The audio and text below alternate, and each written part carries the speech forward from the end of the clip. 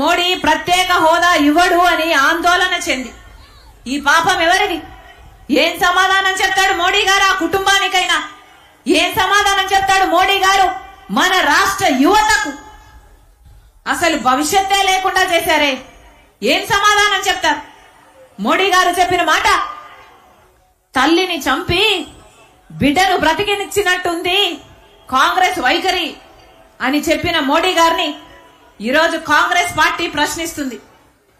మరి తల్లి లాంటి ఆంధ్రప్రదేశ్ ని మీరు ఎన్ని సంవత్సరాలుగా చంపుతూనే ఉన్నారో మోడీ గారు సమాధానం చెప్పాలి.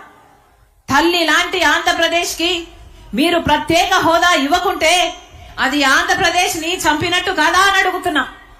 తల్లి లాంటి ఆంధ్రప్రదేశ్ కి మీరు పోలవరం ప్రాజెక్టు కట్టకుంటే మరి ఆంధ్రప్రదేశ్ భవిష్యత్తును మీరు చంపినట్టు కదా అని అడుగుతున్నా.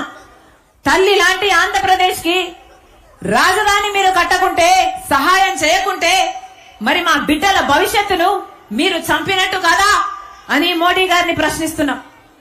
అసలు ఎంత అన్యాయం చేశారు, ఎంత అన్యాయం చేశారు.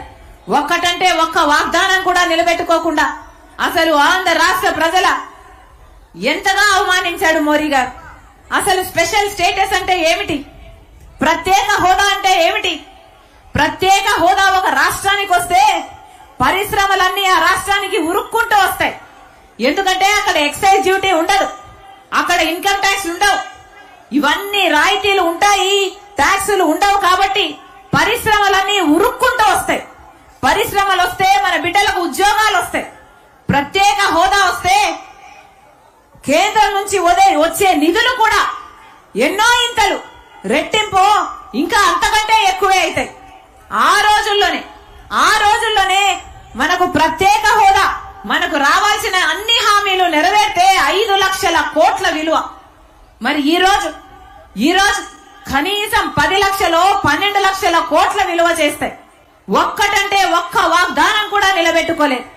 ప్రత్యేక హోదాయే మనకు వచ్చుంటే పక్క రాష్ట్రాలకు వచ్చినట్టు ఉత్తరాఖండ్ కైతే 2000 పరిశ్రమలు వచ్చాయి, 2000 కొత్త పరిశ్రమలు వచ్చాయి. వాళ్లకు ప్రత్యేక హోదా వచ్చింది కాబట్టి అంటే దాదాపు 500% బిడ్డలకు ఉద్యోగాలు వచ్చాయట, ఉద్యోగ అవకాశాలు ఎక్కువ అయ్యాయట.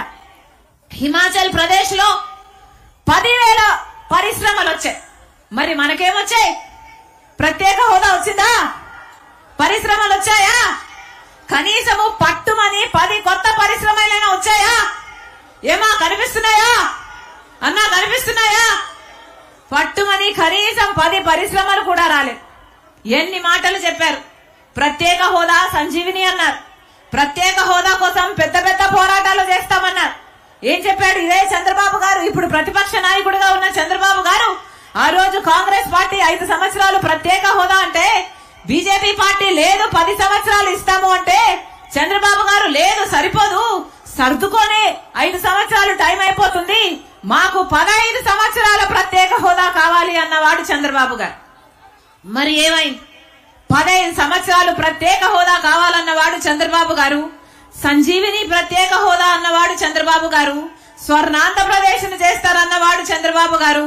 తీరా పొత్తు కూడా బీజేపీతో ఆ రోజు పొత్తు కూడా నేను ప్రత్యేక హోదా కోసమే పెట్టుకుంటున్నానని చెప్పిన చంద్రబాబు గారు తీరా ముఖ్యమంత్రి అయిన తర్వాత ప్రత్యేక హోదా కాదు కదా, కొట్లాడడం కాదు కదా, తేవడం కాదు కదా, కనీసం ప్రత్యేక హోదా గురించి ఎవరైనా మాట్లాడితే వాళ్ళ మీద కూడా కేసులు పెట్టారు, వాళ్ళను కూడా జైల్లో పెట్టాడు చంద్రబాబు గారు. మరి ఏమంటారు? చంద్రబాబు గారిని ఏమనాలి? ఊసరవల్లి అనద్దా? ఊసరవల్లి లాగా రంగులు మార్చలేదా? ఎలక్షన్ల ముందేమో ప్రత్యేక హోదా సంజీవిని అన్నాడు, ఎలక్షన్ల తర్వాతేమో ఏం చేస్తుంది ప్రత్యేక హోదా అని మాట మార్చారు.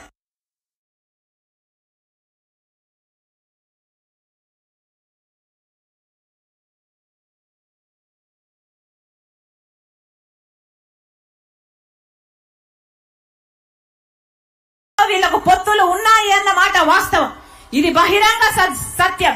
ఎందుకంటే ప్రతి విషయంలో మోడీకి అండగా నిలబడ్డారు, ప్రతి బిల్లుకు మోడీకి సహాయం చేశారు. జగనన్న గారైతే మోడీ చెప్పిన ప్రాజెక్టు ఏ వ్యాపారవేత్తకు ఏది కావాలంటే అది ఇచ్చుకుంటూ పోయాడు.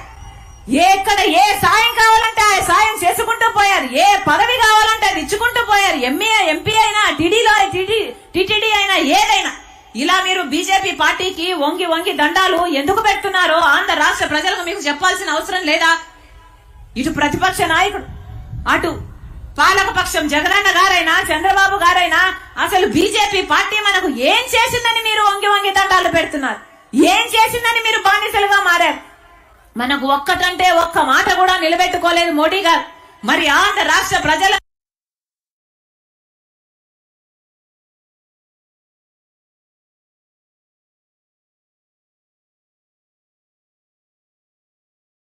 ప్రత్యేక హోదా వస్తే ఒక రాష్ట్రంలో ఏమొచ్చింది?